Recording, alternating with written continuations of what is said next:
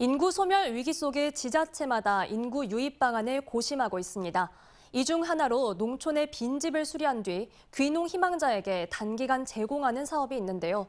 실제 지역 정착까지 이어지는 경우는 많지 않은 걸로 추정돼 정부와 지자체의 고민이 더 필요하다는 목소리가 나옵니다. 광주와 목포, 여수문화방송 3사 기자들이 함께 만드는 인구 소멸 기획뉴스. 오늘은 김초롱 기자가 취재했습니다. 서울에서 약 20년간 자동차 정비업을 해온 50대 박성희 씨. 최근 나주시로 이사해 본격적인 귀농 생활을 시작했습니다. 박 씨는 2년 전 귀농인의 집 사업을 통해 나주에서 6개월 지낸 경험이 귀농 결정에 도움이 되었다고 말합니다. 제가 제일 중요하게 생각하는 거는 이제 동네 분들과의 이제 관계를 생각하고 있거든요. 그래서 여기 동네는 뭐 제2의 고향이라고 할 정도로 편하게 다들 대해주시고 해가지고 아주 지금 만족을 하고 살고 있습니다. 이렇게 귀농 희망자에게 농촌의 빈집을 최대 2년간 제공하는 귀농인의 집 사업은 2015년 시작해 지난해까지 2,700여 가구가 참여했습니다. 투입된 예산은 71억 원입니다. 그렇다면 사업 효과는 어떨까? 농림축산식품부는 사업 참여자 중 실제 귀농한 사람이 얼마나 되는지는 파악하지 않고 있었습니다. 이미 귀농을 결정한 사람에게 농촌의 빈집을 제공하는 것이 사업 목적이기 때문에 참여자 수만 집계했던 겁니다.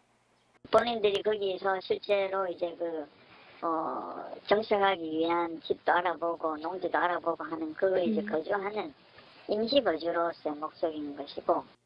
하지만 나주 지역을 살펴보니 지난 2015년부터 2021년까지 예산 2억 3천만 원을 들여 39명에게 빈집 등을 제공했는데 이 중 12명만이 나주로 귀농했습니다.